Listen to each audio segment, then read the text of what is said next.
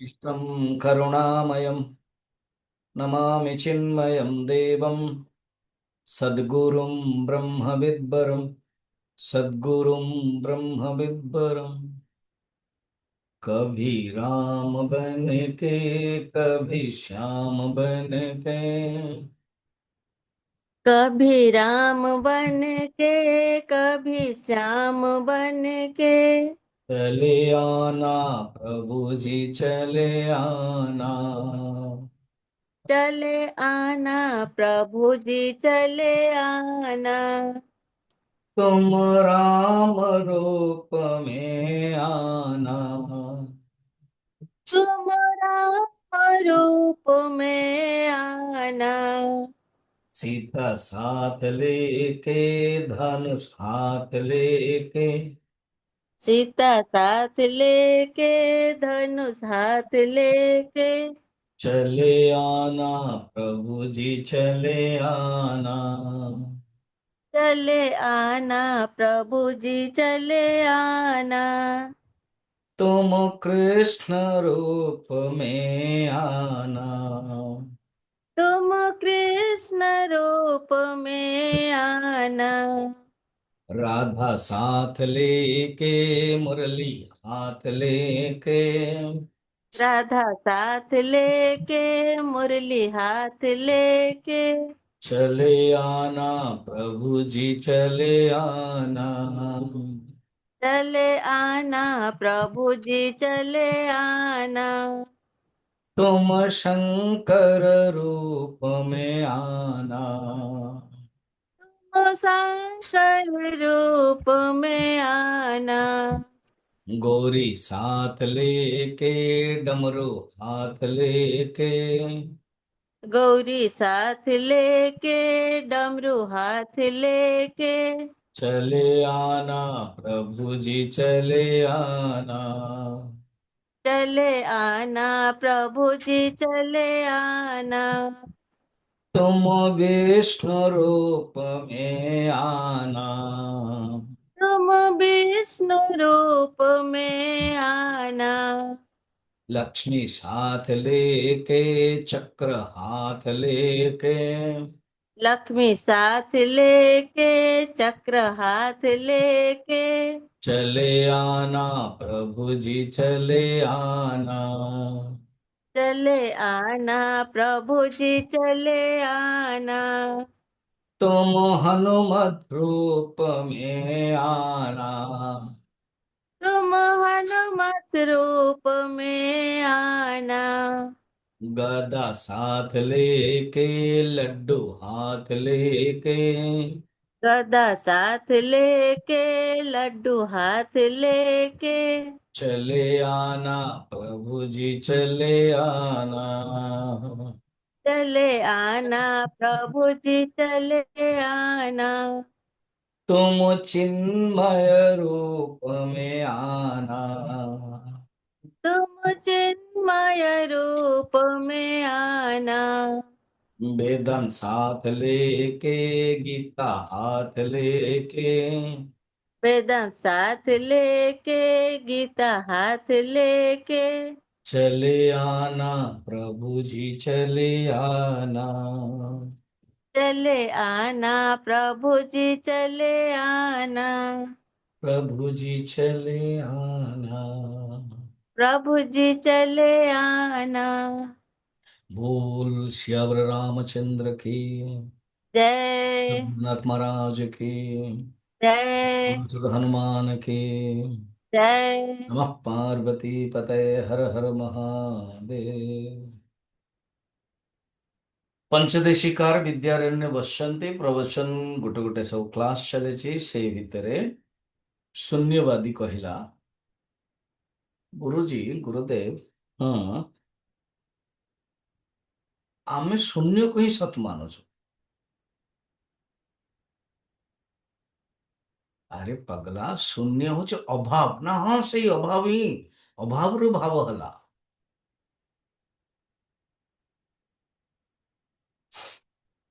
मु एग्जांपल देवी शून्यवादी कहूँ ना कौन माटी जेतले थिला ସେ ମାଟିରେ କଣ ଘୋଡ଼ା ଥିଲା କି?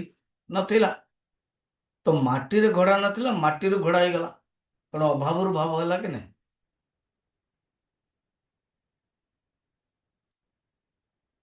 ଆରେ ପଗଲେ, ହଁ, ଏଇ ଯୋଉ ତୁ ଏକ୍ଜାମ୍ପଲ ଦେଲୁ, ସେତେବେଳେ ମାଟି ଭିତରେ ଘୋଡ଼ା ତିଆରି କରିବାର ସାମର୍ଥ୍ୟ ଥିଲା ବୋଲି ହେଲା। ହୁଁ। କଣ ସବୁ ପଦାର୍ଥ ଭିତରେ ସବୁ ପଦାର୍ଥ ତିଆରି ହେବାର ସାମର୍ଥ୍ୟ ଅଛି? ହଁ, କଣ କହୁଛନ୍ତି ବୁଝି ହଉନି। ସେ ମୂଳରୁ ହିଁ ଆପଣ ମୋ ମୁଣ୍ଡଟାକୁ ବଥଉଛନ୍ତି, ବड़ा मुश्किल कर दଉଛନ୍ତି। अरे बाबा, सब पदार्थ के अंदर सब पदार्थ तैयार होने के लिए सामर्थ्य है क्या? नहीं, तो आपका प्रश्न समझ में नहीं आया। अरे बाबा, पानी एक पदार्थ है, तेल एक पदार्थ है। तो पानी से क्या तेल निकलेगा क्या? ओ, एमिति कହୁଛନ୍ତି ଆପଣ? ହଁ, ତାର ଅର୍ଥ ସବୁ ପଦାର୍ଥ ଭିତରେ ସାମର୍ଥ୍ୟ ନାହିଁ। ତ ତୁ ଫିର ଅସତରୁ ସତ ହବ ବୋଲି କେମିତି କହିବୁ? ଅସତ ପାଖରେ ଗୋଟେ ସାମର୍ଥ୍ୟ ହେବା ଦରକାର ନା। ସତ ହେବାକୁ ହେଲେ ଏଇ ଯୋଉ ଜଗତଟା ଦେଖା ଯାଉଛି, ଏ ଜଗତକୁ କହିବୁ କି ଅସତରୁ ଉତ୍ପନ୍ନ ହେଲା, କେମିତି ଉତ୍ପନ୍ନ ହବ? ଆକାଶ ପୁଷ୍ପରୁ ଗନ୍ଧ ବାହାରିବ?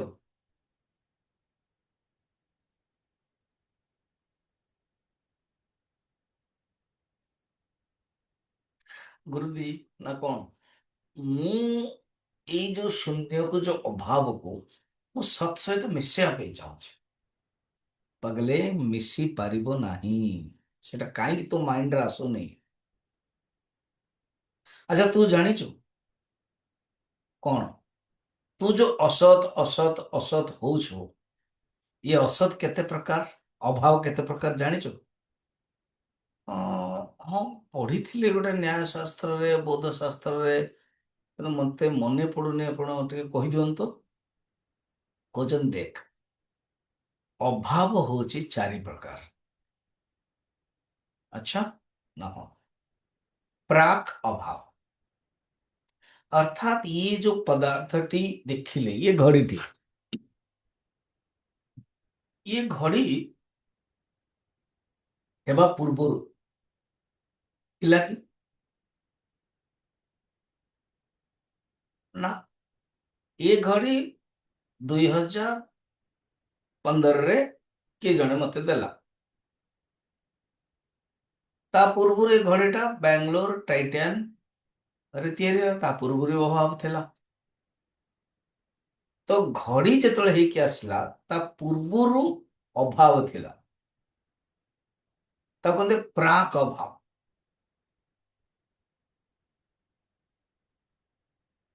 प्रथमे 4टी अभाव बुझी जा, तापर मु जोड़ीबी तते। शुणु।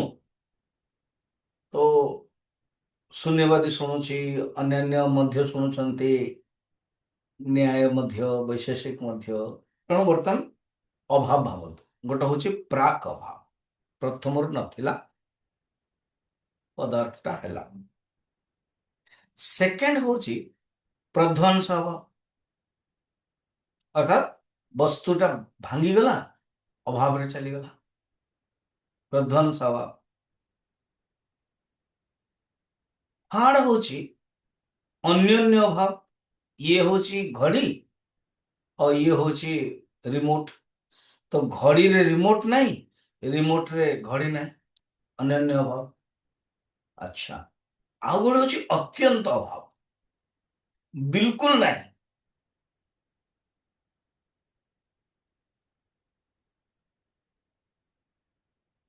हाँ, तो ये 4 प्रकार ही अभाव हम।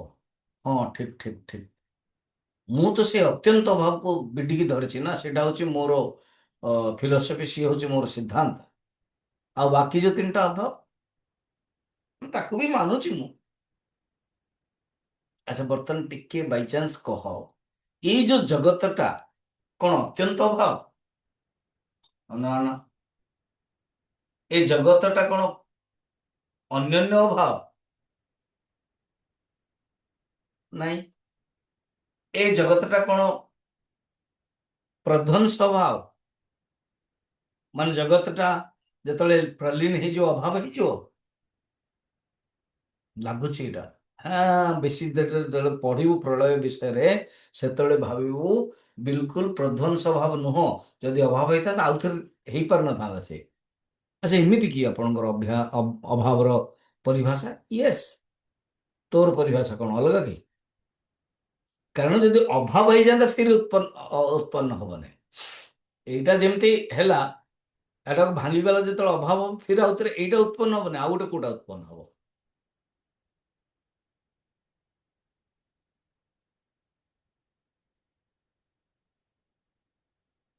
କିନ୍ତୁ ପ୍ରାକ୍ ଅଭାବ ଥିଲା। ଆରେ ବାବା, ଅଭାବ ଯଦି ଥିବ ସିଏ ହେଇନଥାନ୍ତା।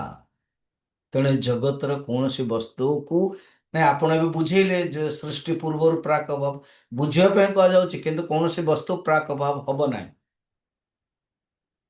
ଅର୍ଥାତ୍ ରୂପଟା ପରିବର୍ତ୍ତନ ହେଲା, ସେଇ ଦୃଷ୍ଟିରୁ କହ।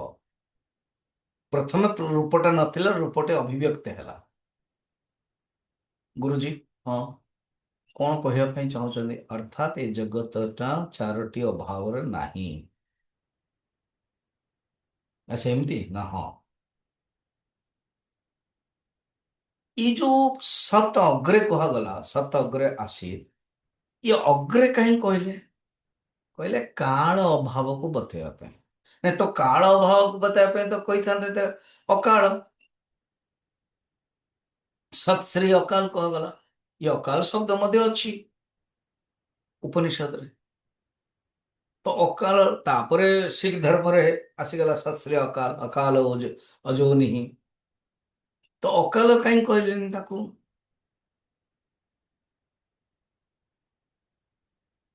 କାହିଁକି ଅଗ୍ରେ କହିଦେଲେ? ଅଗ୍ରେ କହିଲା ମାନେ ଆମ ମାଇଣ୍ଡରେ କଣ ଆସୁଛି? କି ସମୟର କନେକ୍ଟରେ ଅଛନ୍ତି। ଆରେ ବାପା, କାରଣ ଆମ ଭିତରେ କନସେପ୍ଟଟା ତିଆରି ହେଇଛି ସମୟର, ଟାଇମ ଆଣ୍ଡ ସ୍ପେସ୍, ଯାହା ଆଇନଷ୍ଟାଇନ ଗୋଟେ ରିଭଲ୍ୟୁସନାରୀ ଷ୍ଟେଟମେଣ୍ଟ ଦେଇକି ୱାର୍ଲଡ ଫ୍ଲକ୍ସ ରିଲେଟିଭିଟି ଥିଓରି ଦେଇଦେଲେ। ତ ଆମ ବୁଦ୍ଧିରେ କନସେପ୍ଟ ଇଏ କାଳ ଏବଂ ଦେଶ ଅଛି। ସେଥିପାଇଁ ସେ ଦୃଷ୍ଟିରୁ, ସେ ପରିପ୍ରେକ୍ଷ୍ୟରୁ, ଫ୍ରମ୍ ଦ୍ୟାଟ୍ କନେକ୍ସନ କହିଦେଲେ କି ଅଗ୍ରେ, ଅର୍ଥାତ୍ ସୃଷ୍ଟିର ଆଗରୁ। ସୃଷ୍ଟି ମାନେ ଅଭାବରୁ ହେଇନି। ସୃଷ୍ଟିଟା ହଉଛି ଗୋଟେ ପ୍ରୋଜେକ୍ସନ, ନଟ୍ କ୍ରିଏସନ। ଗୋଟେ ପ୍ରୋଜେକ୍ସନ ହେଲା କଣ? ନାମ ରୂପ, ନାମ ରୂପ ପ୍ରସାରଣ, ନାମ ରୂପ ଉଦ୍ଭବ ସୃଷ୍ଟି। ନାମ ରୂପରୁ ଉଦ୍ଭବ ହିଁ ସୃଷ୍ଟି। ଗୋଟେ ନୂଆ ଜିନିଷଟି ତିଆରି ହେଲାନି।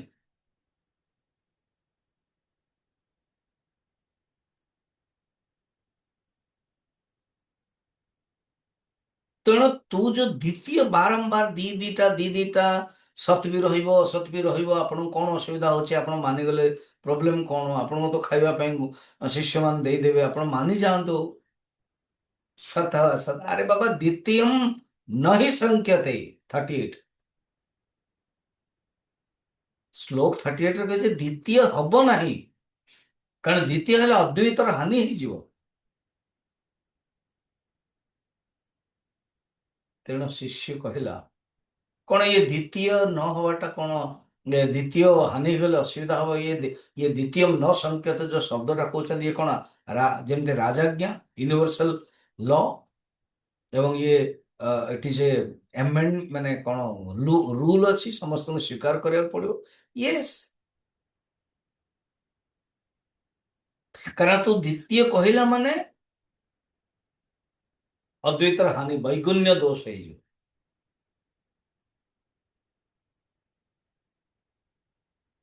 ଆଉ ଅସମ୍ଭବ ଜିନିଷଟା ତୁ କହୁଛୁ। ସତ୍ର କେବେ ହେଲେ ସ୍ୱଧର୍ମ ଅସତ ହେଇପାରିବନି। ତୁ ମିଶିକି କହୁଛୁ ସତ୍ ବି ଅସତ୍ ବି। ମୁଁ ତତେ ବୁଝେଇବି ସତ ଅସତ ମିଶେଇକି କୋଉଟା ଲକ୍ଷଣ। ସତ ହବନି, ମାୟା। ବର୍ତ୍ତମାନ ତ ବୁଝିବନି, ଆପଣ ଫେର ମାୟା ବୁଝେଇବି ମୁଁ ତତେ, ଧୈର୍ଯ୍ୟ ରଖିବାକୁ ପଡିବ। ये जो माया असत भी नुह कि सत भी नुह, तू जो बर्तमान ଏଇ ଶବ୍ଦରେ ଇଣ୍ଟରେଷ୍ଟେଡ, ସେଇ ଶବ୍ଦଟା ଆମର କୋଉ କ୍ୟାଟେଗୋରୀରେ ଆସିବ, କୋଉ ବାସ୍କେଟରେ ଆସିବ, କୋଉ ଡଷ୍ଟବିନରେ ଆସିବ, କୋଉ ପାତ୍ରରେ ଆସିବ, ସେଟା ମୁଁ ବୁଝେଇବି, ବର୍ତ୍ତମାନ ଚିନ୍ତା କରନା। ବର୍ତ୍ତମାନ ମୁଁ ଯେମିତି ଯାଉଛି ସେମିତି ଚାଲ। ଆଚ୍ଛା, କଣ? ଅଦ୍ୱୈତରେ ଶବ୍ଦ ନାହିଁ। ଆଉ ଦ୍ୱିତୀୟରେ ଅଦ୍ୱୈତର ହାନି ହବ। ଆଉ ଦ୍ୱିତୀୟରେ କହିଲା ମାନେ ରିଲେଟିଭ ଟର୍ମ ହବ। ତମକୁ ଯିବାକୁ ପଡେ ଅଦ୍ୱୈତରେ। ତ କେମିତି ଯିବା ଆମେ? ନା, ଫାଷ୍ଟ ଜାଣେ ଦ୍ୱୈତରେ ଶବ୍ଦ ଅଛି। ଶବ୍ଦ ଯୋଉଠି ପର୍ଯ୍ୟବସାନ ହେଲା, ଶବ୍ଦ ଯୋଉଠି ଚାଲିଗଲା, ସେଇଟା ହଉଛି ଅଦ୍ୱୈତ। ଭକ୍ତି ସୂତ୍ରରେ, ନାରଦ ଭକ୍ତି ସୂତ୍ରରେ କୁହାଯାଏ, ଯେତେବେଳେ ଆପଣ ଆ, ଭୋଜନ ଗୋଟେ ସୁନ୍ଦର ମିଠା ଖାଇଲେ, ଖାଉଛନ୍ତି, ଏଇ ସମୟରେ ଆପଣଙ୍କୁ ଜଣେ ପଚାରୁଛି ମିଠାଟା କେମିତି ଲାଗୁଛି, ସେତେବେଳେ ଆପଣଙ୍କ ଇଚ୍ଛା ହବନି ଆଉ ଉତ୍ତର ଦେବା ପାଇଁ, କାରଣ ଆପଣ ଖାଇ ଇଚ୍ଛା ମାନେ କରିପାରିବେନି, ଉତ୍ତର ଦେଇ ବି ପାରିବେନି। ସେଥିପାଇଁ ମୁକ ସ୍ୱାଦନବତ କୁହାଯାଇଛି। ସେଇଟା ତ ଏକ୍ଜାମ୍ପଲ ଦେଇଛି, ମୁକ ଯିଏ କହିପାରିବନି ତାର ସ୍ୱାଦ ନେଲା ପରେ ସେ ଆଉ କଣ କେମିତି ଏକ୍ସପ୍ରେସ କରିବ? ବିଦ୍ୟାରଣ୍ୟ କହୁଛନ୍ତି, ଆରେ ବାବା, ମୁକ ସ୍ୱାଦାନବତ ବି ଏକ୍ଜାମ୍ପଲ ନ କରିକି ସେ କହିବି ପାରୁଥିବ ଏବଂ ମୁହଁରେ ମିଠା ଅଛି, ସେତେବେଳକୁ ପଚାର, ସେଇ ସେକେଣ୍ଡରେ କି କହିପାରିବ କି? ନାଇଁ। କାହିଁକିନା ଲେଟ୍ ମି ଏନ୍ଜୟ ବାବା, ମୁଁ Advaita. Once I speak then I cannot enjoy. Let me enjoy ଏଇ ଯୋଉ ଆନନ୍ଦଟା, ସୁଇଟ୍ର ଆନନ୍ଦ। ଅର୍ଥାତ୍ ଯେତେବେଳେ ଅନୁଭବ ହେଇଯିବ, ସେତେବେଳେ ଆଉ ଶବ୍ଦ ହବନି। ରାମକୃଷ୍ଣ ପରମହଂସ ବହୁତ ସୁନ୍ଦର ଏକ୍ଜାମ୍ପଲ ଦେଇଛନ୍ତି। କଣ? ପୂର୍ବ କାଳରେ ଯେତେବେଳେ ଭୋଜି ଭାତ ହଉଥିଲା ନା, ମୁଁ ଆପଣଙ୍କୁ କହିଥିଲି ଗୋଟେ ରିଲରେ ଏବେ ରିସେଣ୍ଟଲି ବାହାରିଛି, ଅ, ଗୁଜରାଟର କୌଣସି ଗୋଟେ, କଚ୍ଛର ଗୋଟେ ଗାଁଟିଏ, ବହୁତ କମ ଲୋକ ରହୁଛନ୍ତି, 200-300 ଲୋକ ରହୁଛନ୍ତି। ସେ ଗାଁର କେତେ ବର୍ଷ ହେଲାଣି ପରିପାଟି ଅଛି କି ପରିବାରକୁ ମାତ୍ର 2,000 ଟଙ୍କା ମିନିମମରେ 3-4 ଜଣ ମିଶଉଛନ୍ତି ସେମାନେ। ଗୋଟେ ପରିବାର 7-8 ଜଣ ଥିବ, ତାହେଲେ ବେଶୀ ହବ। ତ 3-4 ଜଣ, ପତି ପତ୍ନୀ, ବାପା ପୁଅ ଝିଅ, ଏମିତି ଗୋଟେ ଗୋଟେ ପରିବାରରେ ଏତିକି ଲୋକ ମିନିମମ୍, ମାତ୍ର 2,000 ଟଙ୍କା ବର୍ତ୍ତମାନ ରେଟରେ ଦେଇଦେଲେ।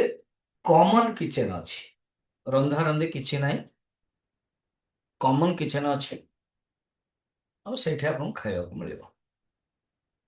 ମନ୍ଦିରର କିଚେନଟା, ଏଇ ଯୋଉ ରିଲରେ ଯେତେବେଳେ ବାହାରୁଛି ନା ଏସବୁ, 2 ମିନିଟ 5 ମିନିଟର, ସେତେବେଳେ କମେଣ୍ଟରେ ଆପଣ ଦେଖିବେ, ଯେତେବେଳେ ଗୋଟେ ମୁଣ୍ଡ ଖରିଆ ବେଳେ କମେଣ୍ଟ, ଜଣଙ୍କର ଯେତେବେଳେ ଇଚ୍ଛା ହବ ନନଭେଜ ଖାଇବା ପାଇଁ, କେମିତି କଣ ହବ, ରନ୍ଧା ତ ହଉନି, ଏବଂ ତା ମୁଣ୍ଡ ଖରାପ। ମୁଁ କହୁଛି ସେ ଅଧିକାରୀ ନୁହଁ ସେଠିକି ଯିବା ପାଇଁ, ସେ ଛାଡ଼ନ୍ତୁ, କହିବାର ବାହୁଲ୍ୟ କଣ? କହିବାର ବାହୁଲ୍ୟ, ଯେତେବେଳେ ଭୋଜି ଭାତରେ ଖାଇବା ପାଇଁ ହୁଏ ନା, ରାମକୃଷ୍ଣ ପରମହଂସ ଏକ୍ଜାମ୍ପଲ ଦଉଛନ୍ତି, ସେ ଏ କ୍ଷୀରି ଆଣ, ଇଏ ଆଣ, ସିଏ ଆଣ, ସିଏ ଆଣ, ଏ ସବୁ ପାଟି ହଉଥିବ। ଏ ମୋ ଖଟା ଆସିନି, ମୋର ଇଏ, ଲୁଣ ଟିକେ ଆଣିବ ତ, ଏମିତି। ଯେତେବେଳେ ସବୁ ମିଳିଗଲା, ଆଉ ଶବ୍ଦ ହବ? ଶବ୍ଦ ମିଳିବା ପୂର୍ବରୁ, ମିଳିଗଲା ପରେ ଆଉ ଶବ୍ଦ ନାହିଁ।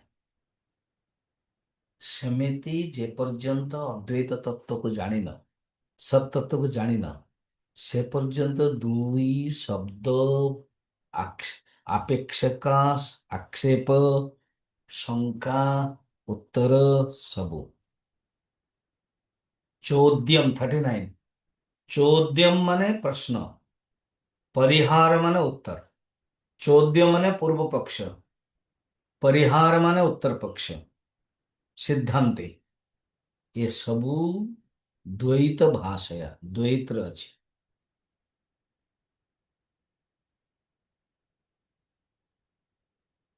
ଅଦ୍ୱୈତରେ କିଛି ନାହିଁ ବେଟା, ତମେ ବେଶୀ ଆଗ୍ରହ କରନି, କାରଣ ଏ ବାଧ୍ୟ ବି ମୁଁ ମାଷ୍ଟର ଷ୍ଟ୍ରୋକ ଦେବା ପାଇଁ, ଦେଇଦେଲି ଏଠି ମାଷ୍ଟର ଷ୍ଟ୍ରୋକ।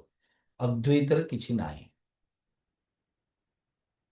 ଆଉ ଗୋଟେ ରାମକୃଷ୍ଣ ପରମହଂସଙ୍କର ସେମ୍ ଏକ୍ଜାମ୍ପଲ, ମାଠିଆ ଯେତେବେଳେ ଆମେ ନଉ ପାଣି ଭର୍ତ୍ତି କରିବା ପାଇଁ, ଯେ ପର୍ଯ୍ୟନ୍ତ ମାଠିଆରେ ପାଣି ଭର୍ତ୍ତି ହେଇନି, ସେ ପର୍ଯ୍ୟନ୍ତ ଶବ୍ଦ ହଉଥିବ। ଉଡ଼ାନ୍ତୁ ତ। जब आप गरा जो बर्तन है उसके अंदर डालते हो, आवाज होती रहती है, थोड़े ही गला पोरे, पानी भर्ती ही गला पोरे, आउ शब्द हवनी। परिपूर्ण सत्यर अनुभव ଯେତେବେଳେ କରିଦବ ସେତେବେଳେ ଆଉ ଶବ୍ଦ ନାହିଁ।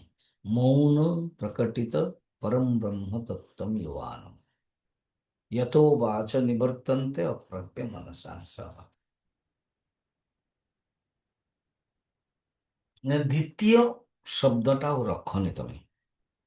ଏକ୍ସାକ୍ଟ ଦେଖନ୍ତୁ, ବିଦ୍ୟାରଣ୍ୟ ସ୍ୱାମୀଜୀ ଏତେ ବଡ ଜ୍ଞାନୀ, କିନ୍ତୁ ସେ ପରମ୍ପରାକୁ ମାନୁଥିଲେ। ଶାସ୍ତ୍ରଜ୍ଞ ଅପି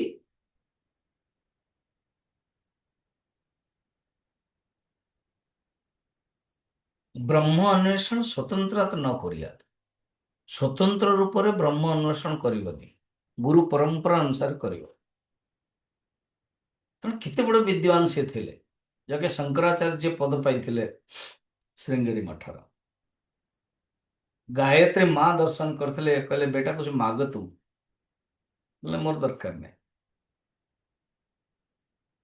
ସିଏ କିନ୍ତୁ ପରମ୍ପରାକୁ ମାନୁଛନ୍ତି। ଏବେ କହିଥିଲେ ଭଗବତ ଶ୍ରୀମଦ୍ ଭଗବତ ପାଦାଚାର୍ଯ୍ୟ ଶବ୍ଦଟି କହିଥିଲେ, ଗୌଡ଼ ପାଦାଚାର୍ଯ୍ୟ।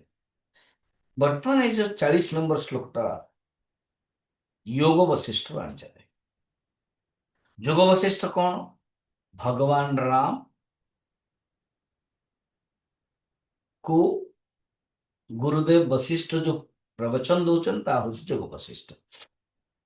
ସେ ଭିତରେ ଅନେକ ପ୍ରସଙ୍ଗ ରହିଛି, ଯେମିତି ଅଲାତ ପ୍ରକରଣ ଗୌଡ଼ପାଦାଚାର୍ଯ୍ୟଙ୍କର, ଅଦ୍ୱୈତ ପ୍ରକରଣ, ଅଲାତ ଶାନ୍ତି ପ୍ରକରଣ, ଅଦ୍ୱୈତ ପ୍ରକରଣ, ବିତତ୍ୟ ପ୍ରକରଣ, ସେମିତି ବିଦେହ ମୁକ୍ତି ପ୍ରକରଣ ଗୋଟେ ଅଛି।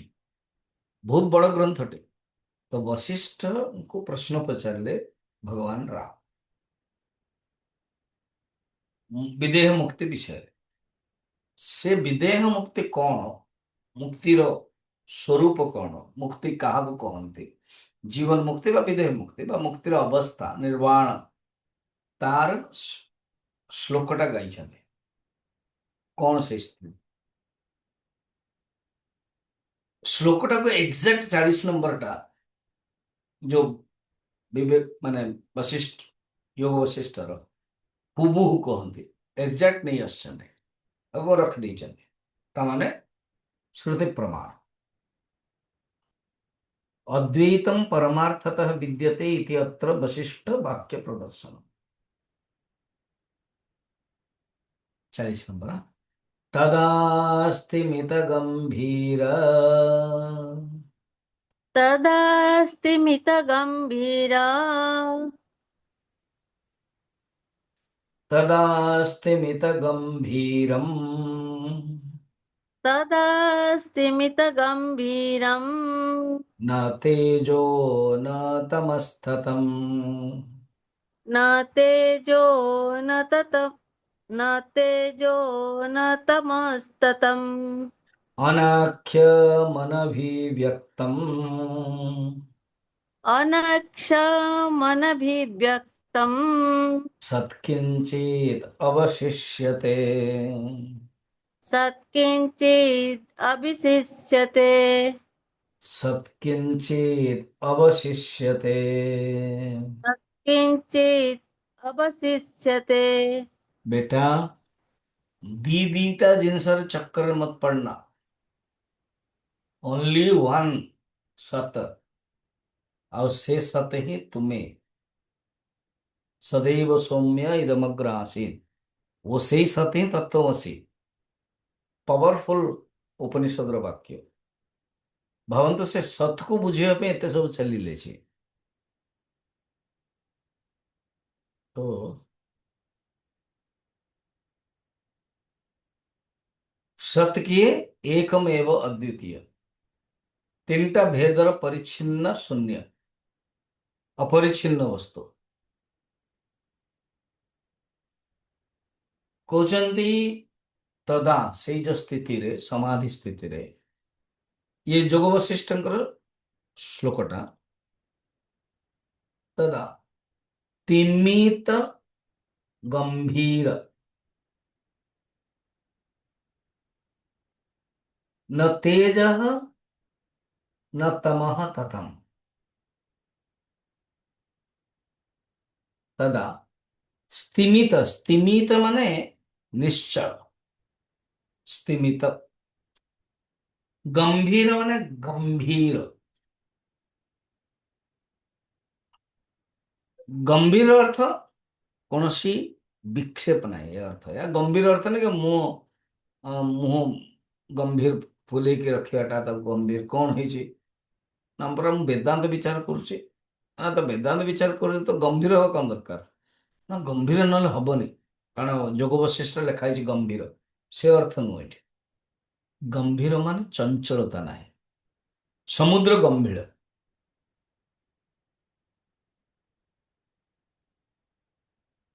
से अर्थ स्तिमित माने निश्चल, गंभीर, तेज तम रहित।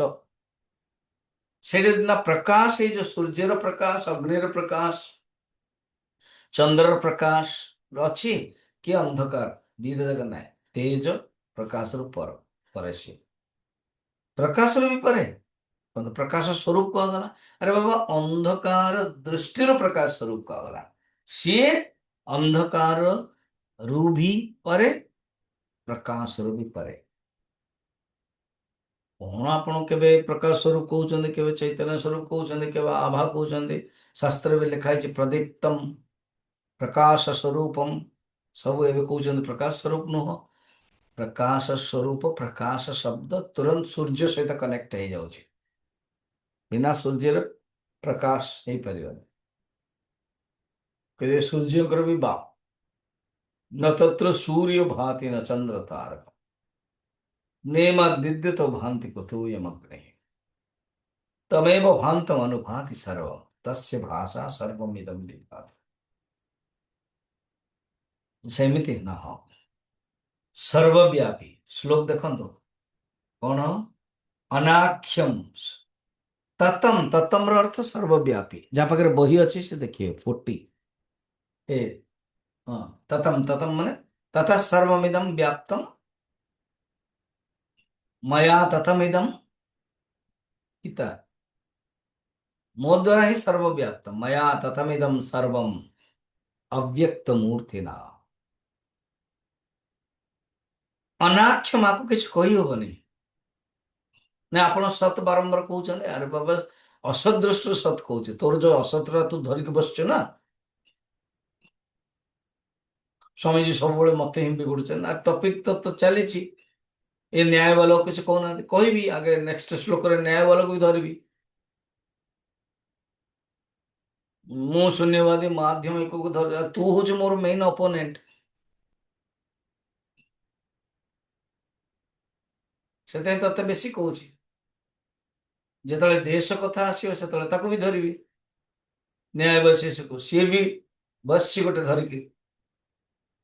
अच्छा एमती कथा ना, हाँ से शून्यवादी खुशी हो गला, जाओ मत ही गाली पड़ुनी, वैशेषिक न्याय को भी गाली पड़ुछि, पड़ो आगे। हाँ अनाख्य किसी शब्द कही हेनी, अनभिव्यक्तम अभिव्यक्त भी नहीं। अच्छा आपण ही कहते अभिव्यक्त, अरे जोटा अभिव्यक्त होची सी होची मिथ्या, जगतर अभिव्यक्त होची ना, सतर केवे अभिव्यक्त हेबनी ना, तो बड़ा मुश्किल। अनभिव्यक्तम सत किंचित अवशिष्यते, जोटा रोची सी होची सब तुम बाद कला परे परिशेषण न्याय। एग्जांपल मन अच्छे ना, कल जड़े विदेशी अंग्रेज शासन बेलू कलेक्टर थिले, जड़े स्त्री लोकटा गाँव घरे काम करुला, गाँव चोरी बाबद 10 जन को पुलिस नहीं गला, से भीतर तार जड़े पति थिले, सी आसिक कांदिला, मुझे जानी मो पति देव टे एमती हुए तो, कि केस रे सी नहांती, कृपया आपण मदद कर। कहले ठीक अच्छे, गोटे काम कर, पुलिस अन्य सब आईन फाइन जो से धरी ये माने अच्छे କିନ୍ତୁ ତୋର ଯଦି ପତି ତୁ କହୁଛୁ ତୋ କଥାକୁ ମାନିକି ମୁଁ ଛାଡ଼ିଦେବି, ତୁ ଆସିକି ଚିହ୍ନଟ କରିଦେ ଇଏ ତୋର ପତି। ତ 10 ଜଣଙ୍କୁ ରଖାଗଲା, ଗୋଟେ ଗୋଟେ ପଚାରିଲେ ନିଜେ, ପ୍ରଥମ ବ୍ୟକ୍ତି ତୋର ପତି? ସେ କହିଲା ନା। ନା ବି କହିଲା, ମୁଣ୍ଡ ହଲେଇଲା। 1 ରୁ 9 ପର୍ଯ୍ୟନ୍ତ ନା କହିଲା और ମୁଣ୍ଡ ହଲେଇଲା। ବର୍ତ୍ତମାନ କଣ ହେଲା, ଆଉ ଜଜ୍ ପଚାରିଲେ ନାହିଁ, ଇଏ ବି କହିଲା ନାହିଁ। ଯେ ପର୍ଯ୍ୟନ୍ତ ପ୍ରଶ୍ନ ଅଛି ସେ ପର୍ଯ୍ୟନ୍ତ ଉତ୍ତର ଦଉଥିବେ ଗୁରୁ। ଯେତେବେଳେ ପ୍ରଶ୍ନ ନାହିଁ, ଶାନ୍ତ ହେଇଗଲାଣି, ସେତେବେଳେ ଉତ୍ତର। ରିଞ୍ଝାଇ ଜଣେ ଶ୍ରେଷ୍ଠ ଜେନ୍ ଫକୀର ଥିଲେ। ପାହାଡରେ କହୁଥାନ୍ତି, ଜଣେ ହିଁ ବ୍ୟକ୍ତି ମୋ ପାଖରେ ଥରେ ଜ୍ଞାନ ପ୍ରାପ୍ତ କରିବା ପାଇଁ ଆସିବ।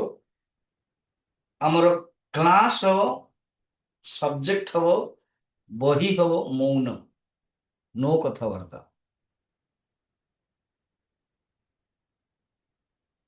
ତୁମେ ମୋ ପାଖରେ ବସିବ, ମୁଁ ତମ ପାଖରେ ବସିବି। ଗୋଟିଏ ଗୁଫା ଅଛି, ଶୋଇବା ପାଇଁ ତମେ ଆଉ ଗୋଟେ ଗୁଫାକୁ ଯିବ, କିନ୍ତୁ ଯେତେବେଳେ କ୍ଲାସ୍ କରିବାକୁ ଆସିବ ମୋ ଗୁଫାକୁ ଆସିବ। ସାମ୍ନାରେ ଗୋଟେ ଚଟାଇଟେ ଅଛି, ଘାସରେ ତିଆରି ହେଇଥିବ ଗୋଟେ ଚଟାଇଟେ। ଏଇଟାକୁ ଟିକେ ତୁ ପଢିଛି, ସେ ଉଠେଇବା ବି ଦରକାର ନାହିଁ, ପଢିଥାଉ ସେ। ମୋର କାମ, ମୁଁ ଝାଡୁ କରିବି, ଇଏ କରିବି, ତୁ କେବଳ ଜଷ୍ଟ ଆସିକି ବସ। ଯୋଉ ଦିନ ତୋର ହେଇଗଲା ନା, ତୁ ପଳେଇ ଯାଇପାରିବୁ। କେବଳ ଗୋଟିଏ ଏ ଚଟାଇଟାକୁ ଟିକେ ଘୋଡେଇ ଦେଇକି ରଖିଦବୁ, ଫଳ ତ ମୁଁ ଜାଣିଦେବି I can take another one. ଇଏ ବଢିଆ କ୍ଲାସ ତ। ସେଇ ସ୍ଥିତିକୁ ପହଞ୍ଚିବା ପାଇଁ ଆମକୁ ଜନ୍ମ ଜନ୍ମ ଲାଗିଯିବ। ସତ୍କିଞ୍ଚିତ ଅବଶିଷ୍ୟତେ, ଯାହାକୁ ତମେ ତ୍ୟାଗ ତ୍ୟାଗ କରିବ, ପରି ପରିଶେଷ ନ୍ୟାୟ। ସତ୍କିଞ୍ଚିତ ଅବଶିଷ୍ୟ, ସେଇ ସତ ରହିବ। ଏଣୁ ତୋର ଯୋଉ ଧାରଣା, ତୋର ଯୋଉ ଭାବନା, ଦିଟା ଜିନିଷ ରହିବ, ସତ୍ ବି ରହିବ, ଅସତ୍ ବି ରହିବ, ତାକୁ ଛାଡ଼ିଦେ। ତ ଗୁରୁଜୀ ଭାବିଲେ ବର୍ତ୍ତମାନ ଏଇ ମାଧ୍ୟମିକ ବୁଝିଗଲା, ବର୍ତ୍ତମାନ ନ୍ୟାୟ ଶାସ୍ତ୍ରର ନ୍ୟାୟ ଷ୍ଟୁଡେଣ୍ଟ ଥିଲା ସିଏ।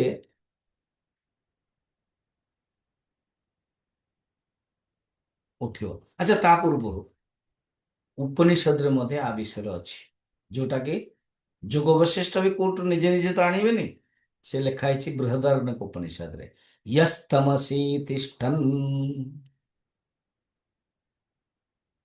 ଅର୍ଥାତ୍ ଯାହା ତମସର ଯିଏ ଅଧିଷ୍ଠାନ, ପରମାତ୍ମା ତମର ମଧ୍ୟ ଅଧିଷ୍ଠାନ, ୟା ତମସି ତିଷ୍ଠନ୍, ତମସ ଅନ୍ତର, ତମସର ଭିତରେ ଅଛନ୍ତି। ତମମ୍ ୟମ୍ ତମ ନ ବେଦ, ଯାହାକୁ ତମସ ଜାଣି ହବନି, ତମସ ଜାଣିପାରିବନି।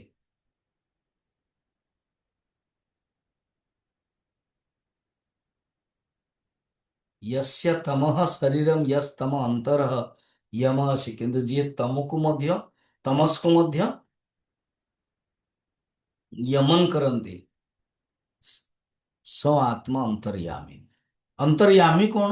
ଭିତରେ ବାହାରେ ସର୍ବାନ୍ ଭୂତାନ୍ ୟହ ୟମତି ସ ଅନ୍ତର୍ୟାମୀ। ଆଉ ସ ଅମୃତ, ସେ କେବେ ହେଲେ ନଷ୍ଟ ହୁଏନି। କହିଲେ ନା, ଇଏ ବୃହଦାରଣ୍ୟକ ଉପନିଷଦର। ତମସକୁ ବି ଯିଏ ଜାଣନ୍ତି, ତମସ କିନ୍ତୁ ତାକୁ ଜାଣିପାରନ୍ତିନି। ନ ତତ୍ର ସୂର୍ଯ୍ୟ ଭାତି ନ ଚନ୍ଦ୍ର ତାରକ, ତେଣୁ ଇଦମିଥମ କହିହବନି। ଶୂନ୍ୟରୁ ବିଲକ୍ଷଣରେ ବେଟା, ତୁ ଯୋଉ ଶୂନ୍ୟ ଶୂନ୍ୟ ହଉଛୁ, ନୁହଁ, ଅନିର୍ବାଚନୀୟ। ବେଦ ସେଥିପାଇଁ ନେତି ନେତି ନେତି କହିଲା ପରେ ଯୋଉଟା ରହିଲା, ସିଏ ପରିଶେଷ ନ୍ୟାୟରେ, ସମସ୍ତ କଳ୍ପନାରୁ परे अधिष्ठान ब्रह्म।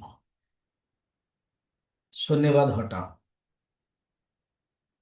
अब ये न्याय स्टूडेंट आसिला, सी कहला मोर किछ कहबार अछि। गुरुदेव कहले अच्छे टाइम अच्छी 20 मिनिट कह देखिया कौन चाहूଛୁ तू।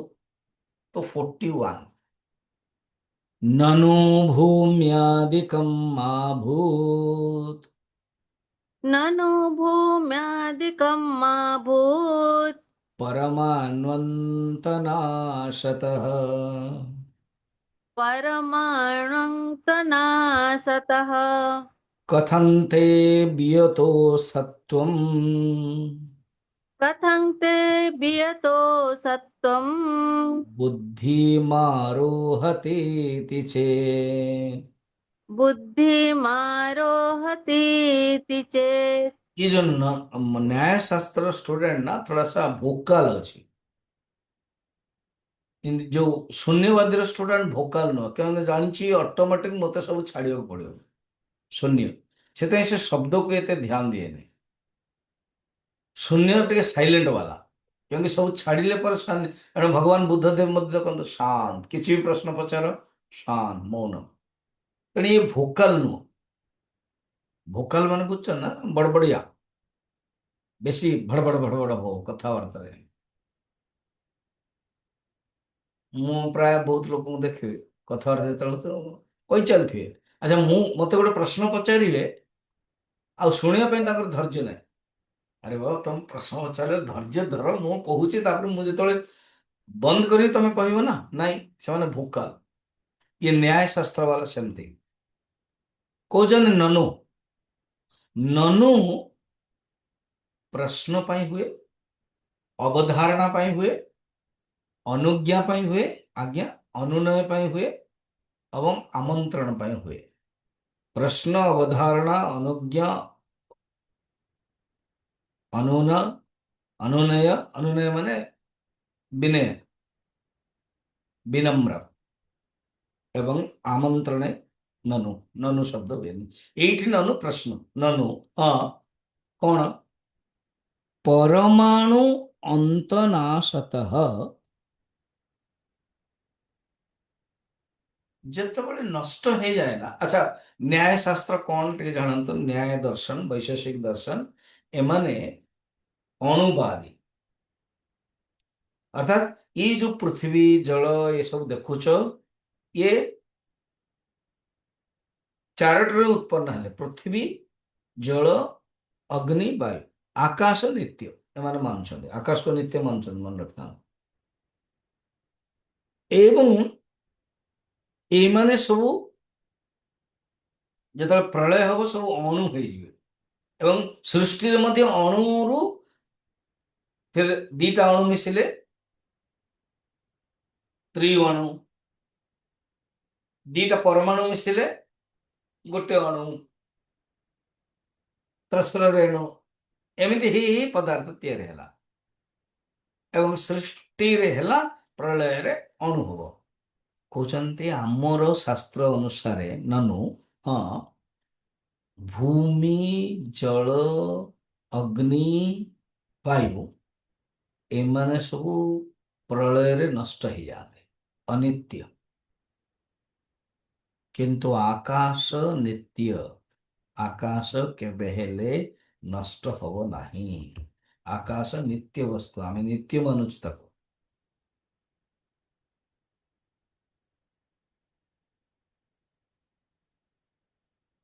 अच्छा आकाश तो नित्य मानुଛୁ ना हाँ ननु परमाणु अंतनाशतः भूम्यादिकं मा भूत् पृथ्वी आदि प्रलय रे नष्ट हो जाए किंतु जो आकाशटा ना सी केवल नष्ट हुएनि। तो ये आकाश रो अभावटा केमती आपण भावुଛନ୍ତି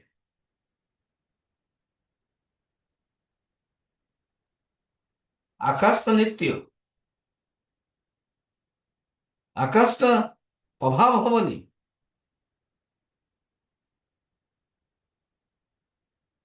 आपण कहि ये गोटे टॉपिक कोन आसलानी आसुची हो ସେମାନେ ମାନୁଛନ୍ତି आकाश को नित्य ମାନୁଛନ୍ତି। आकाशर जो परमाणु परमाणु हूँ नित्य तो परमाणुवादी माने साइंस ना पूरा जो माने साइंस पढ़ते ना ये सब मजा लगे ସବୁ କିଛି atom atom atom atom, everything is atom. Modern science ର ମତେ ସେୟା, एटम ही दिटा एटम मिसिले अणु ही जाए। एटम ର ମଧ୍ୟ ଆପଣ ଜାଣିଥିବେ, ଯୋଉମାନେ ଟିକେ ସାଇନ୍ସ ଷ୍ଟୁଡେଣ୍ଟ ସେମାନେ ବୁଝିପାରୁଥିବେ, न्यूक्लियस, प्रोटॉन, इलेक्ट्रॉन, न्यूट्रॉन आदि सब रही, फिर मिसिଯିବେ, फिर से तैयारी हेबे, ए सबु परमाणु। जो नित्य आकाश नित्य, ये केबे हेले नष्ट हबनी। एणु अणु अणु हई देन ये सारा संसार टा हला, पंचमहाभूत हला। माने पंचमहाभूत रो आकाश को छाड़ देला पर चारि महाभूत को ही मानुचंती विनाश। आकाश को विनाश माननांती, आकाश निरवय नित्य मध्य। कହୁଛନ୍ତି ଏଇଟା ତମକୁ ଆପଣଙ୍କୁ ବୁଝୁନା, ଆପଣ ବୁଝୁନାହାନ୍ତି କାହିଁକି? ଯେତେବେଳେ ଗୁରୁଙ୍କୁ ପଚାରୁଛି ନା, ତେଣୁ ଟିକେ ରେସ୍ପେକ୍ଟ ଦଉଛି ସେ ନ୍ୟାୟ ଶାସ୍ତ୍ର। ୟା ଯଦି ମାନିବନି, କହିବ ତୁମେ ବି ଦର୍ଶନ ମୁଁ ବି ଦର୍ଶନ, ମୁଁ କାହିଁ ତମକୁ ଗୁରୁ ଭଳିଆ ମାନିବି? ତୁମର ବୁଦ୍ଧିରେ, ବେଦାନ୍ତର ବୁଦ୍ଧିରେ କାହିଁକି ଆସୁନି କଣ କି ଆକାଶ ନିତ୍ୟ? ମୁଁ କହୁଛି ଆକାଶ ନିତ୍ୟ। ଶୂନ୍ୟବାଦୀ ଅସତ କୁ ବୁଝେଇ ବୁଝେଇ ବସିଲା, ବର୍ତ୍ତମାନ ନ୍ୟାୟ ମୁଣ୍ଡ ଟଙ୍ଗରିଲା। ଏ କୁକୁର ମତ୍ତା ଯେମିତି ଛତୁ ଯେମିତି ଫୁଟୁନି, ସବୁ ଗୋଟେ ଗୋଟେ ଫୁଟିଲେ। ଆର ଅର୍ଥ କଣ ଜାଣିଛନ୍ତି? ଆର ଅର୍ଥ ଏଇ ସତ୍ୟ ବିଷୟରେ ଯୋଉ ଅନେକ ହେଇପାରେ ସମ୍ଭାବିତ, ଯେମିତି ଏବେ ମଡର୍ଣ୍ଣ ବିଜ୍ଞାନ କହୁଛେ ନାଇଁ, ଏ ଗଡ ପାର୍ଟିକଲ୍ସ କୁଆଡେ ଗୋଟେ ଆସିଲା? ଗଡ କିଛି ନାହିଁ, ଏଇ ମାନେ ହିଁ ମଲିକ୍ୟୁଲ ପାର୍ଟିକଲ୍ସ, एटम पार्टिकल्स ही नित्य। ये सब जो होची, ये जगतरा तैयारी होची एମାନଙ୍କ ଯୋଗୁ। Who is God? एबे मॉडर्न साइंस साइंटिस्ट कहउछन नहीं नहीं, देयर इज गॉड पार्टिकल्स। जब ए देखन ସେମାନେ पार्टिकल्स कहउछन, गॉड गोटे सत्ता, सत दृष्टि नहीं, इट इज ए पार्टिकल्स। ତାଙ୍କର पार्टिकल्स भाषा तो ସେଇଟା को ବୁଝଉଛନ୍ତି। आर 41 ଟା हला प्रश्न न्यायर कि आकाश मध्य तुम बुद्धि रे कहीं आसुना, आकाशटा रहुची, पृथ्वी तत्व, जल तत्व, अग्नि तत्व सब गला पर मध्य आकाश तत्व आम स्पेस रे रहुची। सेटा को उत्तर दौरान, उत्तर देखिया, अत्यंतर्निर्जगत व्योम अत्यन्तं निर्जगद्व्योम यथा ते बुद्धिमाश्रितम् यथा ते बुद्धिमाश्रितम् तदैव सन्निराकाश तथैव सन्निराकाशम् कुतो नाश्रयते मतिम्। कुतो न श्रयते मतिम्। बेटा ना जी गुरुजी, तो आकाश को नित्य कौच ना हाँ, तामाने जेतबेले जगत नथियो आकाश थियो। आम तो से मानुचु, माने जगत नथियो आकाश, तो बिना जगत रे तुमे आकाश रहिबो गोटे कॉन्सेप्ट भाभी परछ? यस। अच्छा, जगत नाही, नाम रूप नाही, तथापि आकाश तम भीतर अछि बा आकाशर अस्तित्व अछि, एटा भाबुछ ना? हाँ, जदि बिना आकाश रे, ए बिना जगत रे आकाश तम बुद्धि रे रही परुची ना? हाँ, सेही परी पगले आकाश बिना सत भी रही परिबो कि नहीं? सियाउ स्टूडेंट, न्याय शास्त्र स्टूडेंट जान नथला एमिति पकड़ेबे, कहले तुमरे बिना नाम रूप रे, कहला नाम रूप कहार काम? अग्निर, जलर, पृथ्वी तत्वर, वायुर, मेनली अग्निर जगो रूप होचे, किंतु ये नथिबे तो बिना जगत रे आकाश तत्व रहिबो तू कहूछु? हाँ, टिके तर्क को आउ टिके बढ़ाई दे ना, कौन आकाश बिना मध्य सत रहिबो कि नहीं?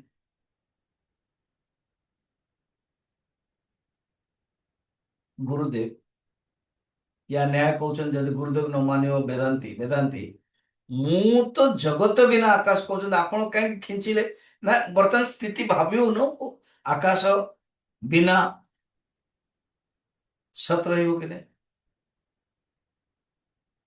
ନା ମୁଁ ଭାବି ନଥିଲି। ଭାବ, ପ୍ରତ୍ୟେକ ଦିନ 6-7 ଘଣ୍ଟା ତୁ ଶୋଉଛୁ, ଭାବୁନୁ ଯେତେବେଳେ ଶୋଇଥିବୁ ସେତେବେଳେ ଆକାଶ ନାହିଁ। ହଁ ହଁ ହଁ, ଶୋଇଲା ବେଳକୁ ଆକାଶ ନାହିଁ ନା ନାହିଁ? ଶୋଇଲା ବେଳକୁ ଯେତେବେଳେ ଆକାଶ ନାହିଁ, ସତ ଅଛି କି ନାହିଁ? ତୁ ଯଦି ନାହିଁ କହିବ ଅସୁବିଧା ହବ। ଆଉ ଥରେ ଉଠିଲୁ କେମିତି? ଅର୍ଥାତ୍ ପଗଲେ, ଆକାଶର ଅଧିଷ୍ଠାନ କେବେ ନଷ୍ଟ ହବନି। ଆକାଶ ଯିବା ଆସିବା ହବ। ଆକାଶ ହଁ, ଆକାଶ ନାହିଁ। And akash is nothing but a concept, ଯୋଉଟାକି ମଡର୍ନ ସାଇନ୍ସରେ ଆଇନଷ୍ଟାଇନ ବି କହିଦେଲେ। ଟାଇମ ଆଣ୍ଡ ସ୍ପେସ, ସ୍ପେସ ମାନେ it is a concept of mind, it is a relative term, it is not absolute. ମୁଁ ଏହା କହିବା ପାଇଁ ଚାହୁଁଛି, ତୁ କଣ କହୁଛୁ? ଆକାଶ ରହିବ। ସେ ଶୂନ୍ୟବାଦକୁ ତ ବୁଝେଇ ବୁଝେଇ ବର୍ତ୍ତମାନ ସେ ବସିଛି, ତୁ ଆରମ୍ଭ କରିଦେଲୁ କଣ? ଆକାଶ ରହିବ। ଦେଖନ୍ତୁ କେତେ ଷ୍ଟାଇଲରେ କହୁଛନ୍ତି ପଞ୍ଚଦଶିକା। ପଗଲେ ସତ ଦୃଷ୍ଟିରୁ ସତ ଅଧିଷ୍ଠାନ, ସେଟା ଆକାଶ ମଧ୍ୟ ନାହିଁ, କାଳ ମଧ୍ୟ ନାହିଁ। କାଳ ତ ପରମାତ୍ମାଙ୍କର ପ୍ରପୌତ୍ର ବାସନା। ଦେଖ, ଯିଏ ବ୍ରହ୍ମ, ନିର୍ଗୁଣ ବ୍ରହ୍ମ ନା, ସିଏ ହଉଛନ୍ତି ବ୍ରହ୍ମଚାରୀ। ସେ କିଛି ପୈଦା କରିପାରିବେନି। ତାଙ୍କ ପାଇଁ କୌଣସି ଡାଉଟ, କୌଣସି ଚିନ୍ତା ନାହିଁ। ନିର୍ଗୁଣ ନିରାକାର ପାଖରେ ଗୋଟେ ଅନିର୍ବଚନ ଶକ୍ତି ଅଛି, ତା ବିଷୟରେ ଆସିବ ଡିଟେଲ। ତାର ନାଁ ହଉଛି ମାୟା। ସେ ମାୟାରେ ହିଁ ଚୁଲବୁଲୁ ଚୁଲବୁଲୁ ହଉଛି, ବ୍ରହ୍ମର ବିଲକୁଲ ନାହିଁ। ତ ମାୟା ଯେତେବେଳେ ଚୁଲବୁଲୁ ଚୁଲବୁଲୁ ହଉଛି, ଶକ୍ତି ମିଳିଯାଉଛି ବ୍ରହ୍ମଙ୍କ ଠାରୁ, କାରଣ ମାୟା ନିଜେ ଜଡ। ତେଣୁ ଚୁଲବୁଲୁ ହବ ଚୈତନ୍ୟ ଯୋଗୁ, ଦେନ ମିଶିକି କହନି ଆମେ ଗୋଟେ ଜଗତରେ ତିଆରି କରିବା। କାରଣ ଆମ ଦି ଜଣଙ୍କର ନାଁ ହିଁ ଈଶ୍ୱର ହଉଛି, ବ୍ରହ୍ମ ପ୍ଲସ ମାୟା ଈଶ୍ୱର।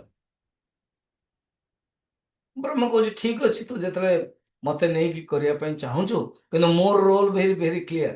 ମୟାଧ୍ୟକ୍ଷେଣ ପ୍ରକୃତି ହିଁ ସୁୟତେ ସଚରାଚର। ମୁଁ କେବଳ ଅଧ୍ୟକ୍ଷ ରହିବି, ମୁଁ ଏସବୁ ଉପରେ ପଡିବିନି ନା। ଓକେ, ଆପଣଙ୍କ ପ୍ରେଜେନ୍ସରେ ମୁଁ ସବୁ କରିବି। ଓକେ,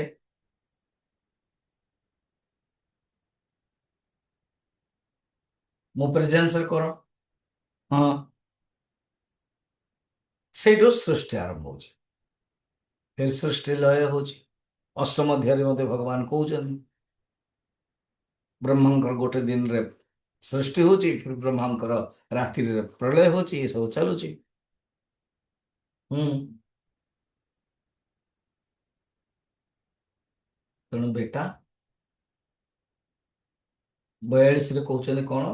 ଯେମିତି ଆକାଶ ତମ ବୁଦ୍ଧିରେ ଆଶ୍ରୟ ନଉଛି, ସେମିତି ଆକାଶ ରହିତ ମଧ୍ୟ ସତ ହବ। ଦେଶ ରହିତ ସତ ଇଜିକାଲ ଟୁ ଅଧିଷ୍ଠାନ। ଅଧିଷ୍ଠାନର କିଛି ହେଲେ ନାହିଁ। ଟ୍ରାକ୍ ଅଛି, ଟ୍ରେନ ଆସୁଛି ଟ୍ରାକରେ, ଟ୍ରେନ ଆସୁନି। କିନ୍ତୁ ଟ୍ରେନ ଆସିବା, ଟ୍ରେନ ନ ଆସିବା ରୁ ଅଲଗା ହଉଛି ଟ୍ରାକ୍।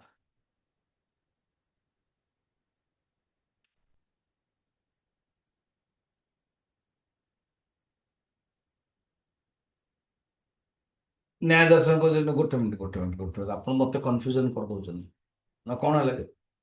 ନା ଆମେ ମାନୁଛୁ ଜଗତ ବିନା ଆକାଶ ଦେଖୁଛୁ, ଆମେ ଆକାଶକୁ ନିତ୍ୟ ମାନୁଛୁ, ଆମେ ଜଗତ ବିନା ଆକାଶ ଦେଖୁଛୁ। ଆଚ୍ଛା,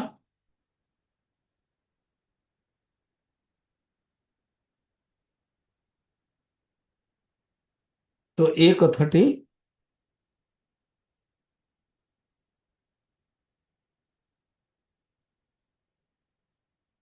କହୁଛନ୍ତି,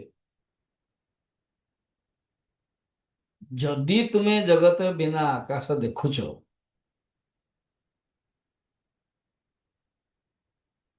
ଆକାଶକୁ ଦେଖିଲ କେମିତି? ଦେଖିବା ପାଇଁ ତ ତମକୁ ଅଗ୍ନି ଦରକାର। ହଁ, ଦେଖିବା ପାଇଁ ତ ତମକୁ ରୂପ ଦରକାର।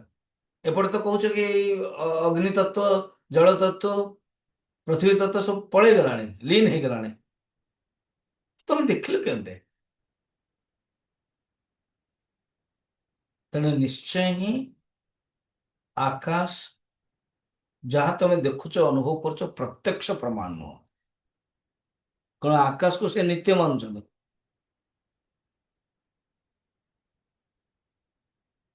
ଆକାଶକୁ ଅନୁଭବ କହୁଛନ୍ତି।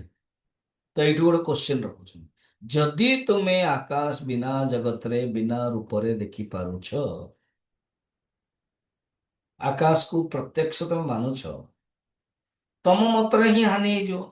କାରଣ ତମେ ଆକାଶକୁ ପ୍ରତ୍ୟକ୍ଷ କହୁନ, ତମେ ଆକାଶକୁ କହୁଛ କି ନିତ୍ୟ, ନିରବ ପ୍ରତ୍ୟକ୍ଷ ନୁହଁ। ଆକାଶ ଇନ୍ଦ୍ରିୟ ରୂପରେ। ତ ତମେ ଯେମିତି ଆକାଶକୁ ଇନ୍ଦ୍ରିୟ ରୂପରେ କହୁଛ, ଏଣ୍ଡ ଆକାଶ ଗୋଟେ କନସେପ୍ଟ ମାନିଲ, ଆମେ ସେମିତି ଆକାଶ ବିନା ସତକୁ ମାନୁଛୁ। ଆକାଶ ରହିତ ସତ, ଏ କଥାଟା 43ରେ କହୁଛନ୍ତି।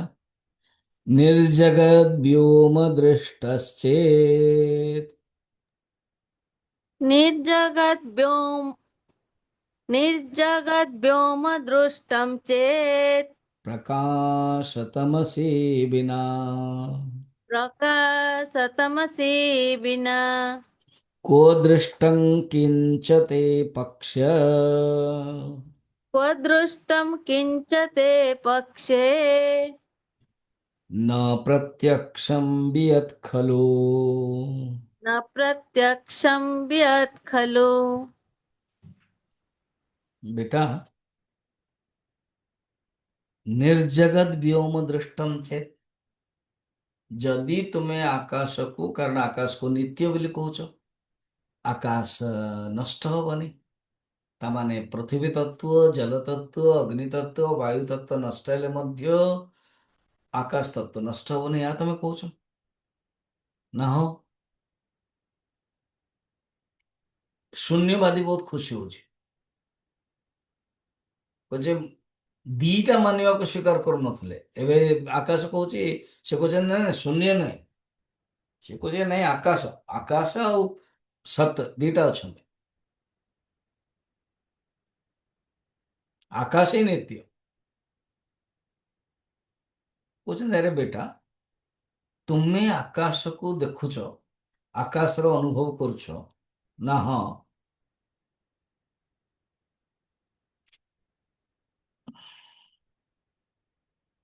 तो तुम्हें बिना जगत रो अनुभव करुच, आकाश को अनुभव करुच।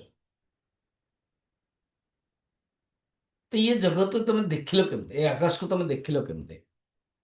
प्रकाश बिना देखिल कि प्रकाश सहित देखिल? माने माने कौन गोटे प्रकाश तो नहीं नहीं नहीं, मुझे अंत प्रकाश द्वारा, हाँ तुम्हें फिर वेदांत आड़क आसीगला। अर्थात आकाश प्रत्यक्ष नुह,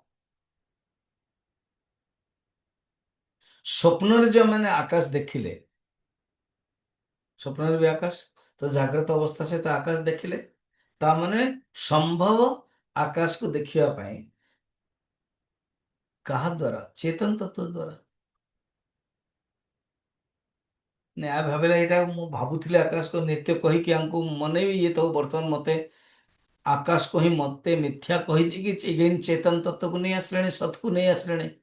हाँ, सेतळे सत थिला कि तेबे जाके से स्वप्न भी देखुचे आकाश विषय रे, से आकाश रे या हला से सब के देखुचे आकाश रे उडुची, से जो आकाश रे कार जो देखा गला मन।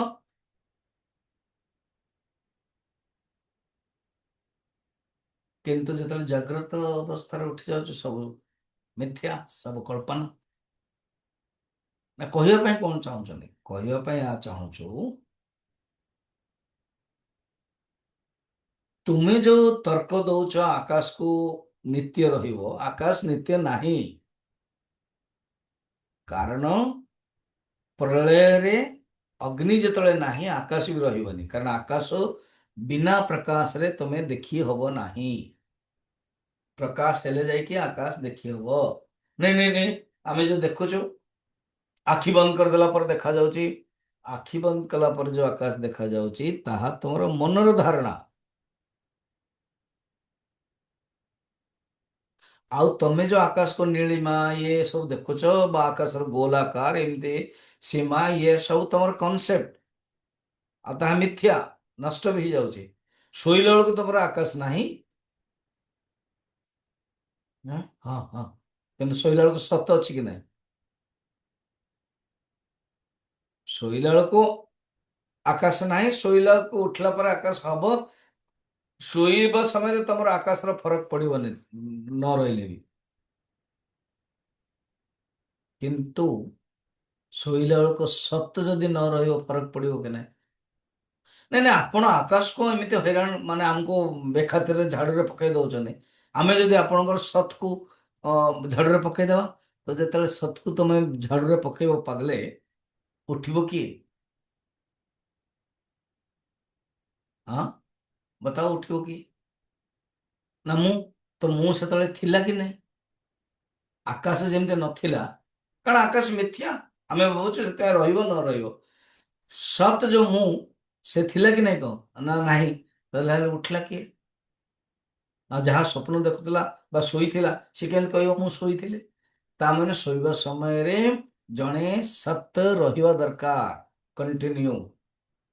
ତାକୁ ହିଁ ଆମେ କହୁଛୁ ଆକାଶ ଯିବ ଆସିବ, ସତ୍ କେବେ ନଷ୍ଟ ହେବ ନାହିଁ।